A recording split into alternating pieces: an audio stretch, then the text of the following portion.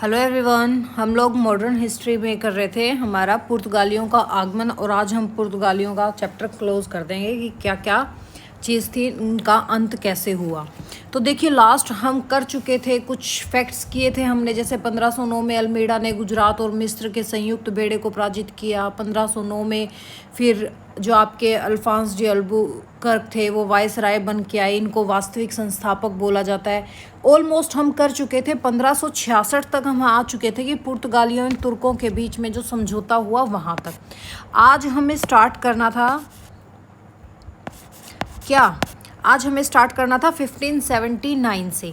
तो देखिए 1579 में क्या हुआ था, पुर्तगालियों को ना शासकीय फरमान के आधार पर उनको नदी के तट तक सीमित कर दिया गया था। यानी कि मुगलों ने एक फरमान जारी किया था, यहाँ पर फरमान जारी किया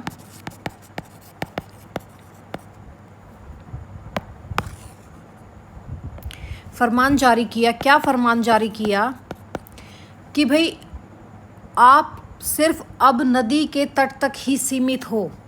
क्या फरमान जारी किया? नदी के तट तक सीमित रहने का। ये इनको फरमान जारी कर दिया था। अब क्या था, ये जो बंगाल में अब पहुंच गए थे, बंगाल तक ये पहुंच चुके थे। और बंगाल का जो वहाँ पे सतगांव था, थोड़े से ही डिस्टेंस पे थे ये। कहाँ पे? इस टाइम पे ये बंगाल में एक जगह थी, कौन सी? सतगांव। यहाँ पे ये थे, ठीक है। इसके थोड़े से डिस्टेंस पे ही क्या था भाई, इन्होंने अपनी व्यापारिक गतिविधियों को संचालित किया। यहाँ पे सतगांव में ये अपना कर रहे थे, आराम से व्यापार कर रहे थे, खूब ताबड़तोड़। अब ये लोग क्या करते हैं, सतगांव से जाते हैं कहाँ पर? हुगली। अब इन्होंने अपना हुगली पे कब्जा कर लिया। हुगली पे इनका कब्जा हो गया। और हुगली पे सबसे पहले कब्जा करते ही इन्होंने यहाँ क्या किया, नमक के व्यापार पर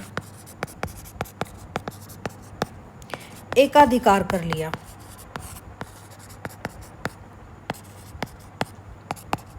मीन्स कब्जा किया। सबसे पहले इन्होंने क्या किया, वहाँ पे सबसे पहले नमक के व्यापार को अपने अंडर लिया, ठीक है।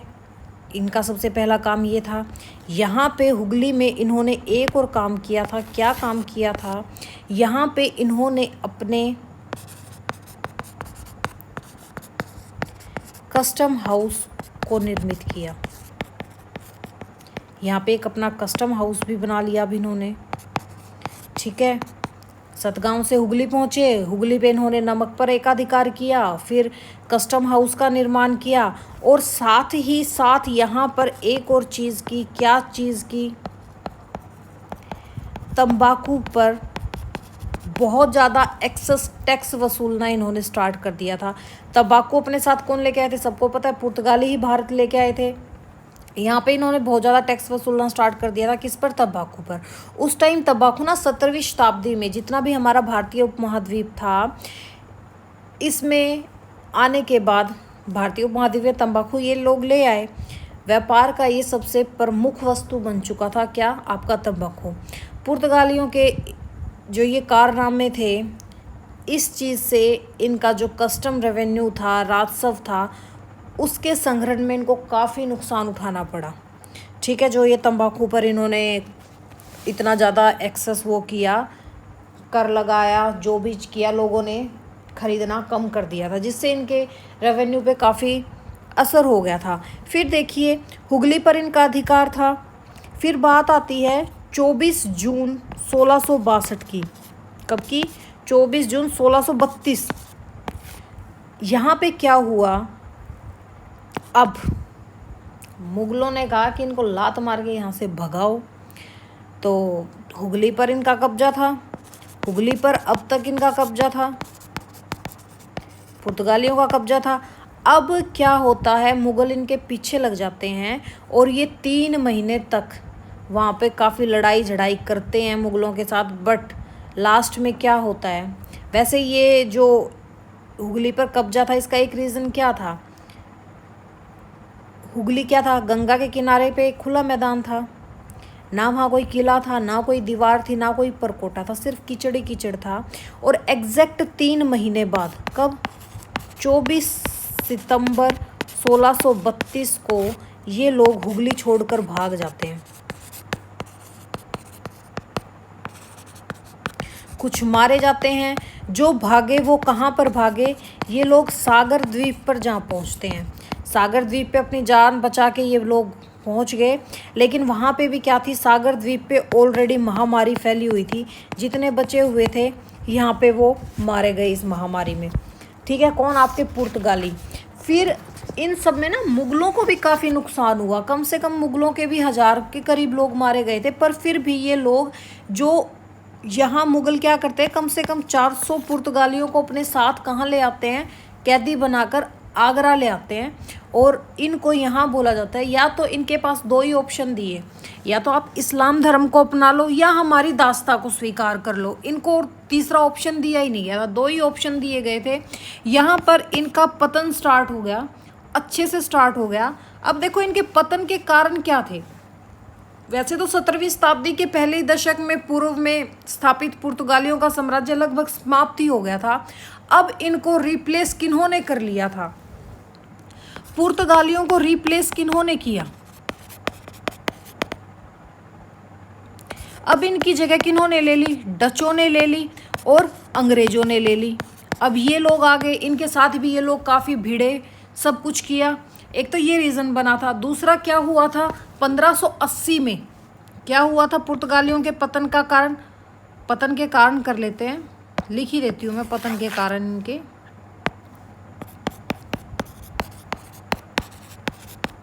जो इम्पोर्टेंट होगा वो करते चलेंगे।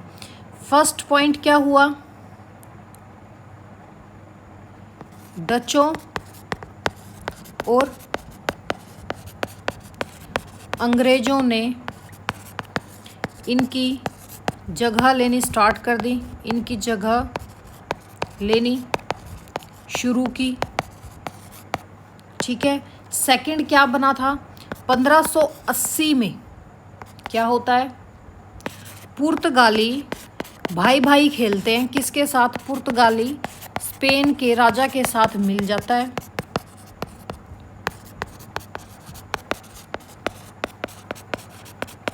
ठीक है, और यूरोप में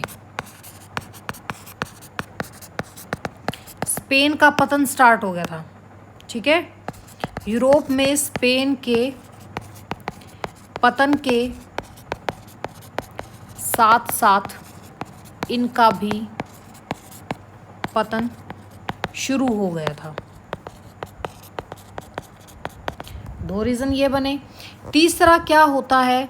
1588 में यूरोप में ही क्या हो रहा था? यूरोप में एक नौसेना युद्ध होता है। जो ये नौसेना युद्ध है ये होता है अंग्रेज़ों के बीच में और आपके स्पेन के बीच में। इन दोनों के बीच में ये युद्ध होता है, जहाँ पे स्पेन मुंह की खाता है और अंग्रेज़ यहाँ पे जीत जाते हैं। काफ़ी करारी हार दी यहाँ पे अंग्रेज़ों ने स्पेन को, और स्पेन का पतन स्टार्ट, तो यानी कि पुर्तगालियों का भी पतन स्टार्ट।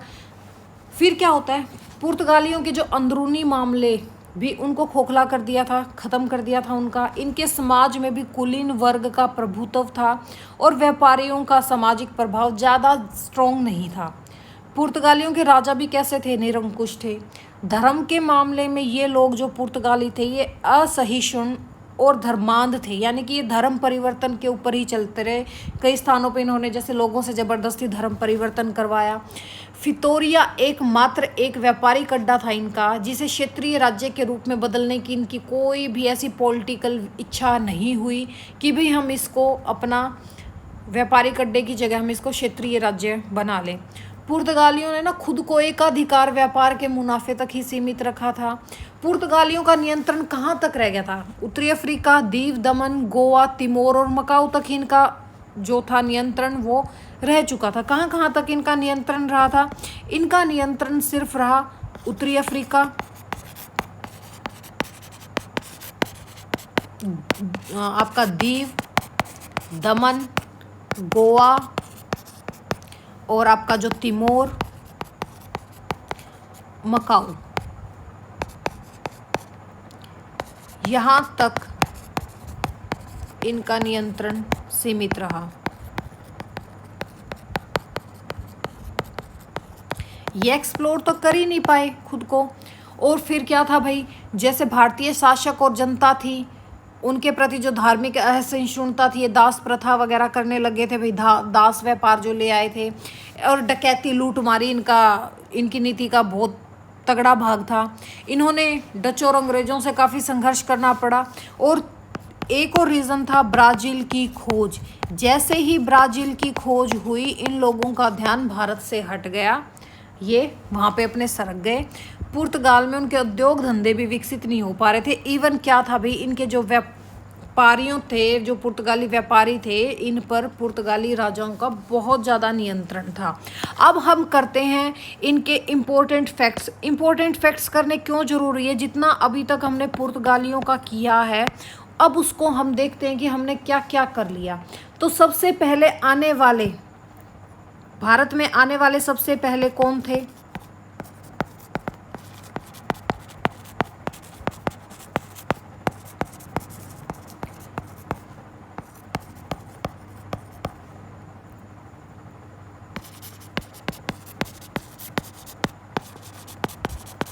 कौन थे आपके? पुर्तगाली थे। ये एग्जाम में बहुत बार आया है। सबसे पहले कौन आता है? Vasco the gamma. ये सब चीज़ करवा चुकी, सिर्फ आपको रिवीजन हो जाए इसलिए करवा रही हूँ। ये कब आए? 1498 में। कहाँ आए? कालीकट आए। कहाँ आए? कालीकट आए।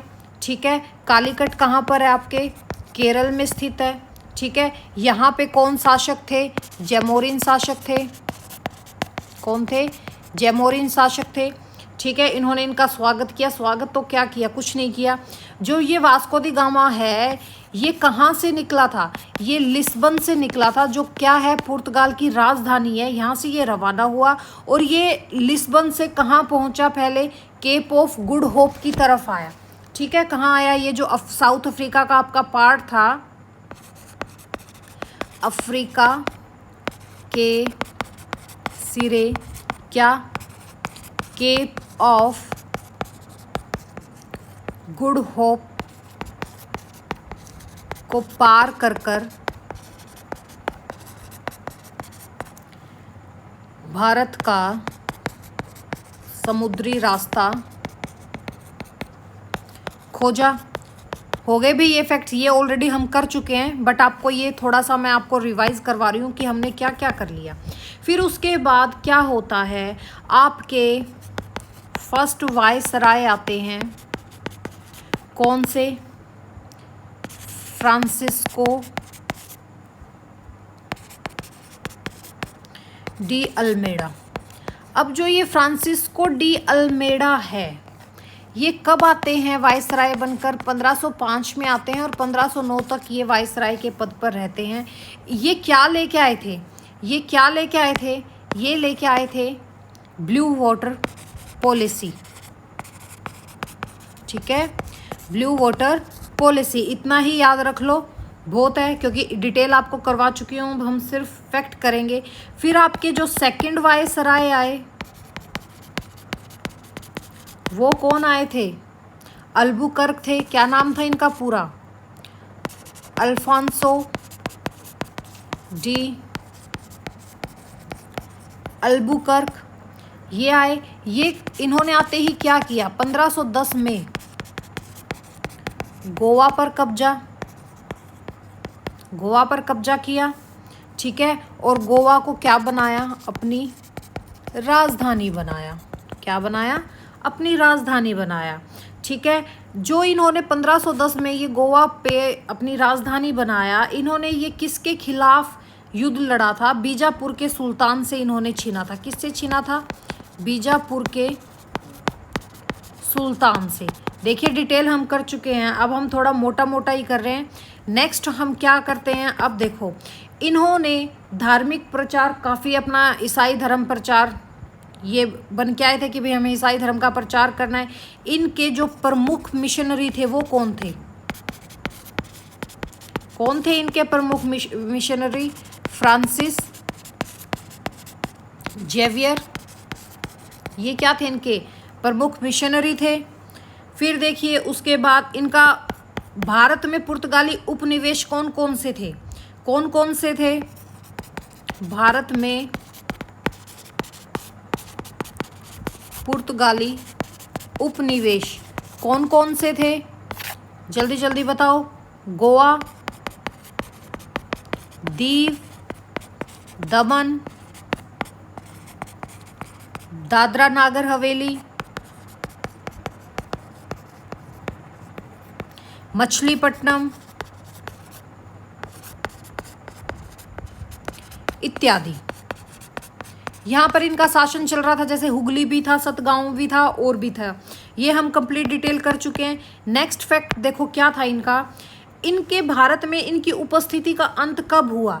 जब 1961 में एक भारतीय सेना ने एक ऑपरेशन चलाया था। कौन सा ऑपरेशन चलाया था? ऑपरेशन विजय।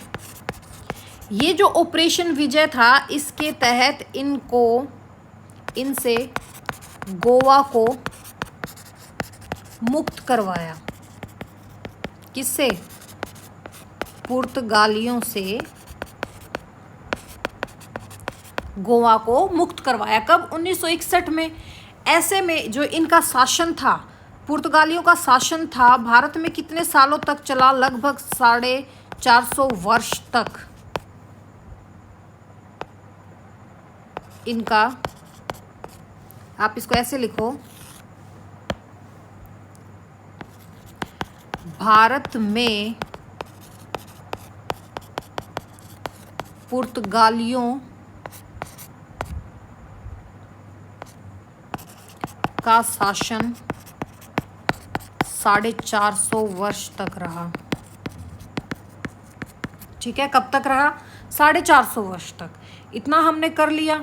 अभी देखो, जैसे भारत में व्यापार का उद्देश्य क्या था इनका? भारत में व्यापार करने का क्या उद्देश्य था? भारत में क्यों आए थे ये? भारत में व्यापार का उद्देश्य क्या? उद्देश्य था इनका भारत में व्यापार करने का? सबसे पहले मसाले, ठीक है, स्पाइसेस हो गए, रत्न हो गए, रेशम हो गया और कपड़े का व्यापार करना। ये था इनका एक तो उद्देश्य। और उद्देश्य क्या था? खासकर मसालों में कौन से चीज़ थे? मसालों में कौन से थे? काली मिर्च, दालचीनी,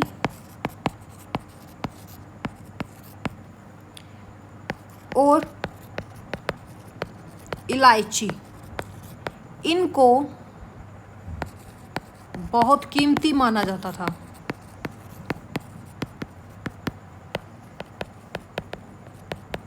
ठीक है, नेक्स्ट फैक्ट क्या थी? पुर्तगालियों की व्यापारिक बस्तियां कौन कौन सी थी? ठीक है, अब हम नेक्स्ट क्या करते हैं? इनकी पुर्तगाली प्रमुख व्यापारिक बस्तियां, प्रमुख, देखिए हमने काफ़ी अच्छे से डिटेल में सारी स्टोरी के साथ हमने इनका किया है। आज सिर्फ हम करेंगे फैक्ट, क्योंकि आज हमें ये ख़त्म करना है। सबसे पहला क्या था? गोवा। ठीक है, गोवा को इन्होंने क्या बनाया? राजधानी और प्रमुख केंद्र।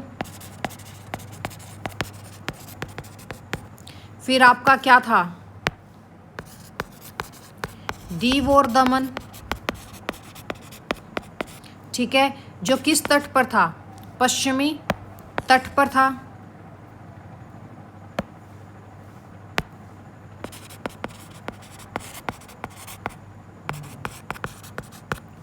फिर आपका क्या था?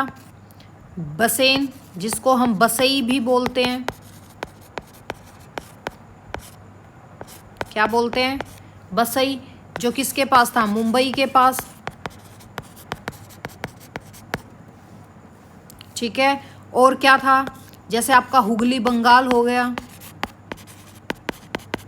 ये क्या थे, इनके प्रमुख व्यापारिक बस्तियां थी, ठीक है। यहाँ पर कब स्थापित किया था इन्होंने, अभी किया है, आज ही हमने 1579 में स्थापित किया, ठीक है। ये क्या थे, इनके व्यापारिक बस्तियां थी इनकी। और अब हम देखते हैं भारत में पुर्तगाली वास्तुकला क्या थी।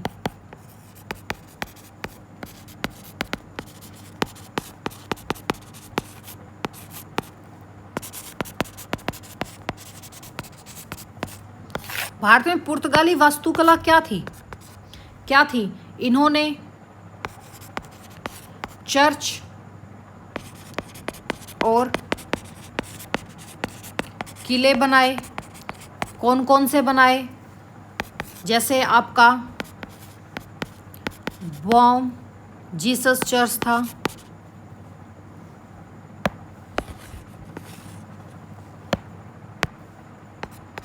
कौन सा था, बॉम जीसस चर्च। कहाँ था ये चर्च, गोवा में। कहाँ था चर्च, ये गोवा में था।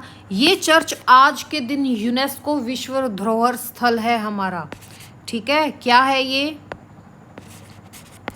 यूनेस्को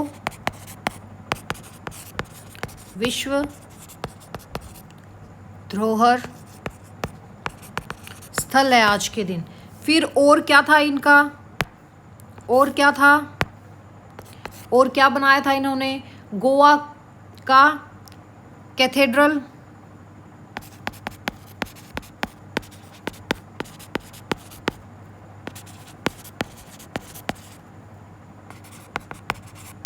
और क्या फेमस था इनका, दीवा किला, दीव किला, जिसको दीव किला।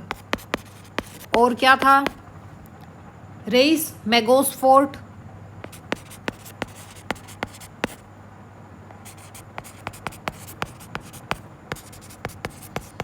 ठीक है।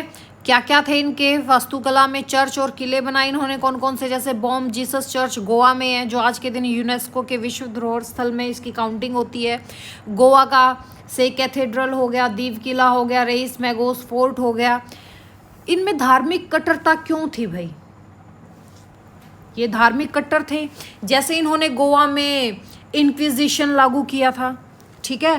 पुर्तगालियों ने क्या किया था,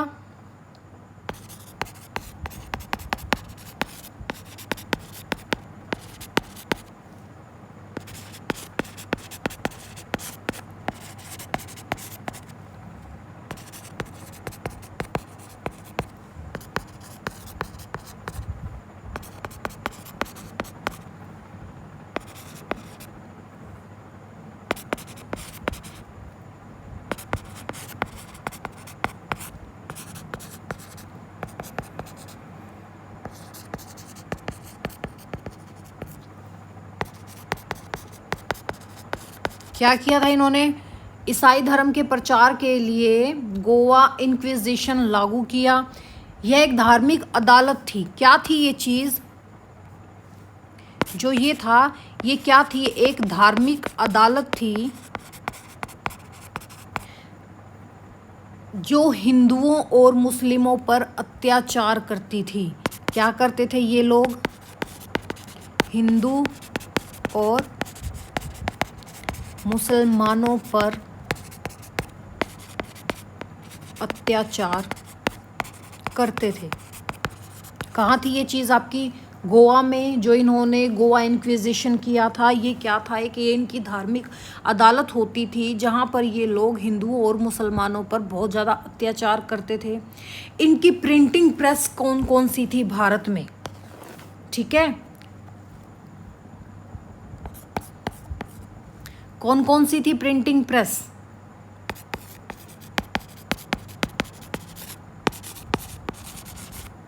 जिसको हम छापा खाना भी बोलते हैं, कौन कौन सी थी, एक तो सबसे पहले इन्होंने कौन सी बनाई,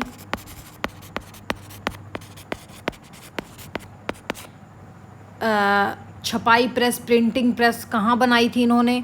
1556 में गोवा में। ठीक है, कहाँ पर? 1556 में गोवा में। ठीक है, यही इम्पोर्टेंट एग्जाम में यही आती है इनकी। कहाँ थी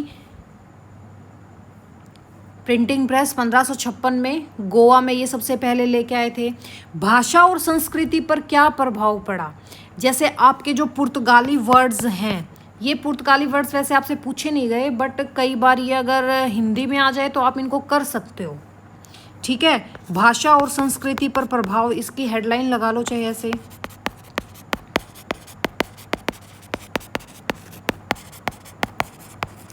क्या प्रभाव पड़े थे इनके भाषा और संस्कृति पर? जैसे ये कौन कौन से वर्ड लेके आए, जिसको हम बोलते हैं मेज। ठीक है, क्या? मेज। जैमोरिन, जो इन्होंने टाइटल दिया था समुद्रियों को। ठीक है, आपका जेनेला,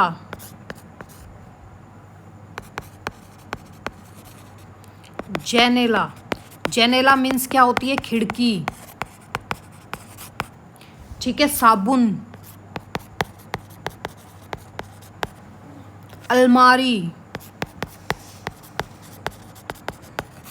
ठीक है, और जैसे ना गोवा में आज के दिन भी आपको पुर्तगाली संस्कृति का खाना और उनके वास्तुकला का काफ़ी आपको वहाँ पे प्रभाव देखने को मिलेगा। जैसे आप गोवा घूमने जाओगे तो आपको काफ़ी मिलेगा। ठीक है, पुर्तगालियों का अन्य यूरोपियन शक्ति किस किस के साथ टकराव हुआ? हमारे भारत में पुर्तगाली और अन्य यूरोपियों के बीच संघर्ष।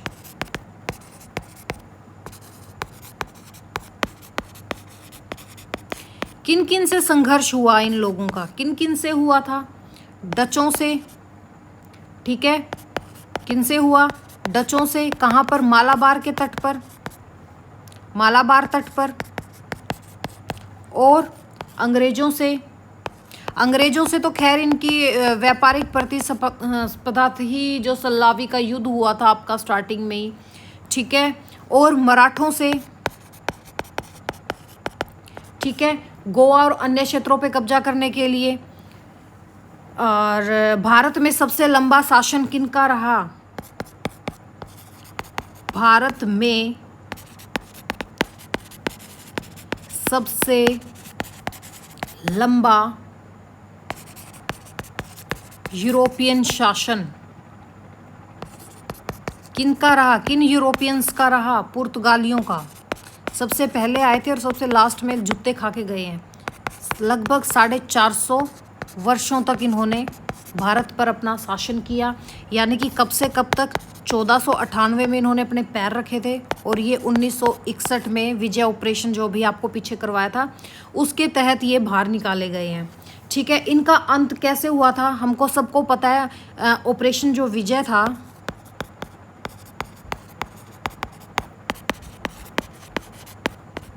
ये कब हुआ था?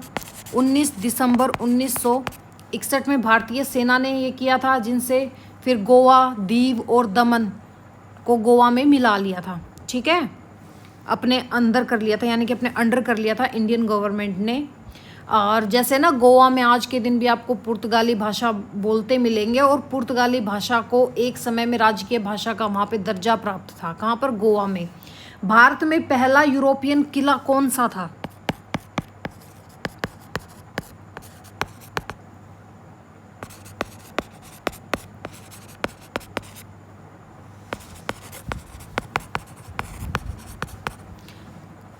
पुर्तगालियों का था, क्योंकि सबसे पहले यही आए थे। कहाँ पर? 1503 में कोचीन में।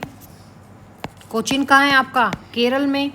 ठीक है, कौन सा था पहला यूरोपीय किला? क्या नाम था इसका? क्या नाम था इस किले का? Fort manual. क्या नाम था? Fort manual.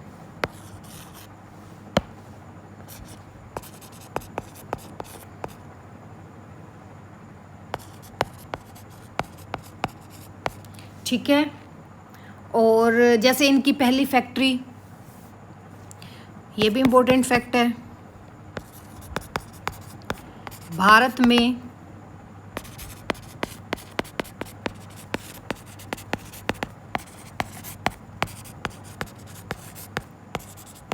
पहली फैक्ट्री कौन सी थी? 1500 ईस्वी में किन के द्वारा? जो पेड्रो अल्वारेज कैब्राल थे, जिन्होंने कालीकट में अपनी पहली फैक्ट्री स्थापित करने का प्रयास किया था। किन्होंने? पेड्रो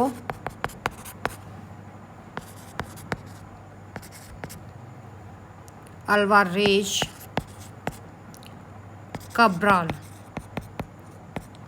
ठीक है, पूरा ही लिख देती हूँ। उनने कालीकट में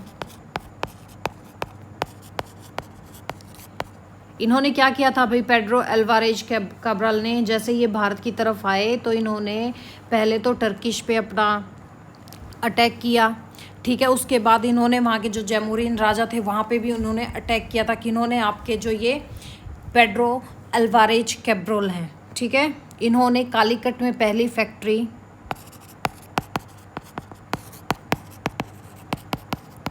स्थापित करने का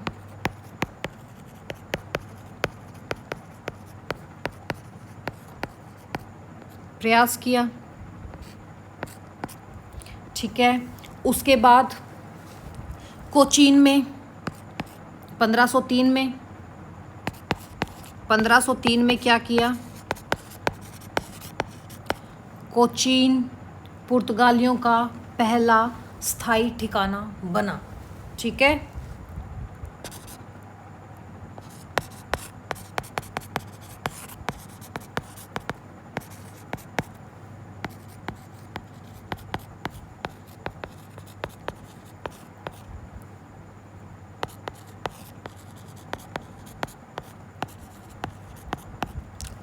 देखो 1500 में इन्होंने कालीकट में फैक्ट्री स्थापित करने का ट्राई किया।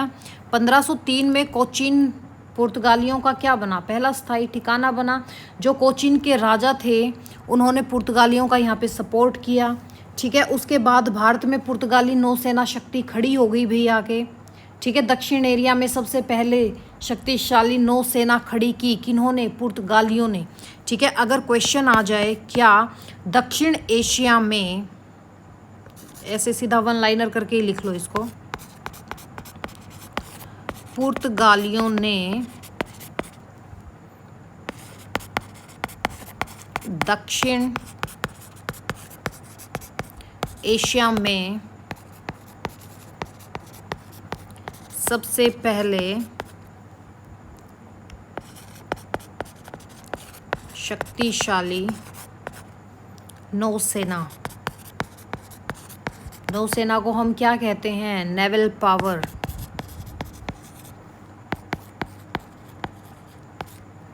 खड़ी की किन्होंने?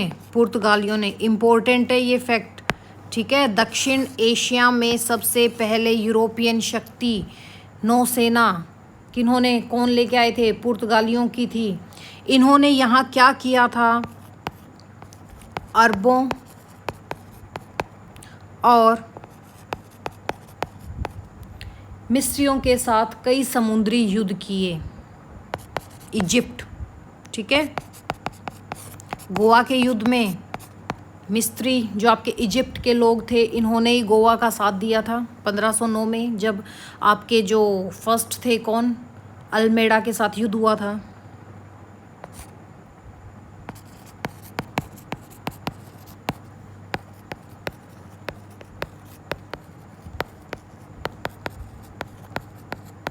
ठीक है। फिर देखो जो दीव का युद्ध था, ठीक है। दीव का युद्ध कब हुआ था? 1509 में।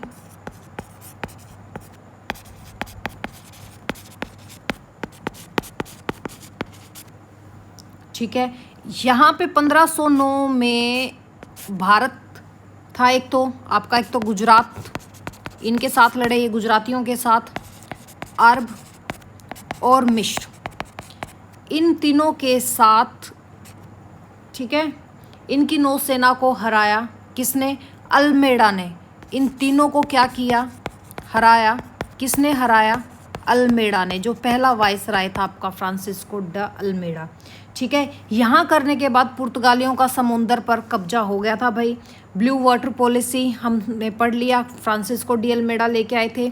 अब देखिए रेड सी पॉलिसी, हमने ब्लू वाटर पॉलिसी कर ली थी, अब मोस्ट इम्पोर्टेंट क्या है? रेड सी पॉलिसी।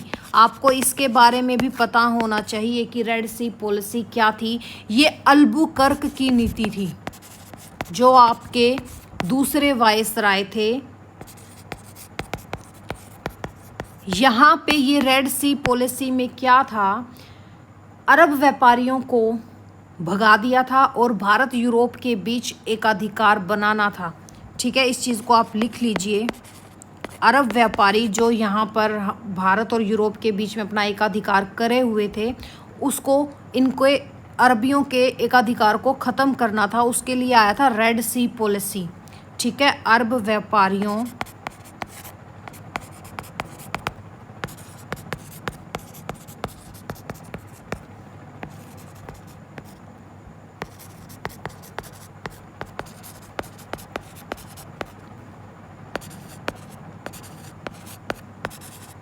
तभी तो अल्बुकर्क को क्या बोला जाता है? पहला पुर्तगाली वास्तविक संस्थापक भारत में यूरोपियन शक्ति का। ठीक है,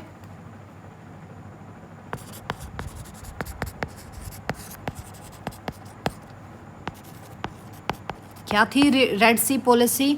यह अल्बुकर्क की नीति थी कि अरब व्यापारियों ने जो भारत और यूरोप के बीच में जितना भी इन्होंने एकाधिकार कर रखा था, उसको ख़त्म करना और वहाँ पर खुद का एकाधिकार करना।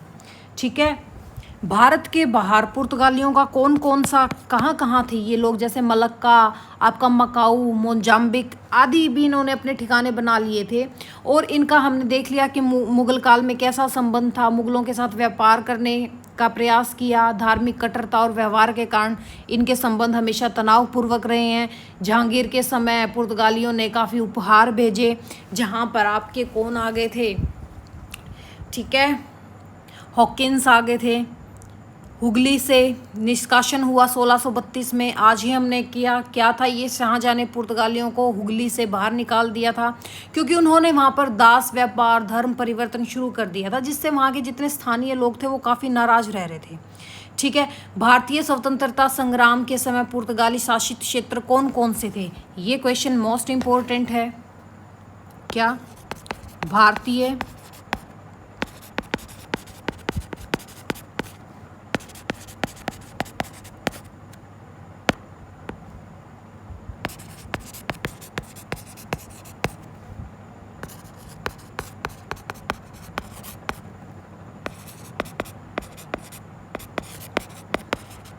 कौन से पुर्तगाली शासित क्षेत्र थे? कौन कौन से थे? एक तो आपका गोवा, 1947 की बात है ना, ये 1947 की ही बात है, क्योंकि तभी हमें भारतीय स्वतंत्रता मिली थी, हम लोग स्वतंत्र हुए थे।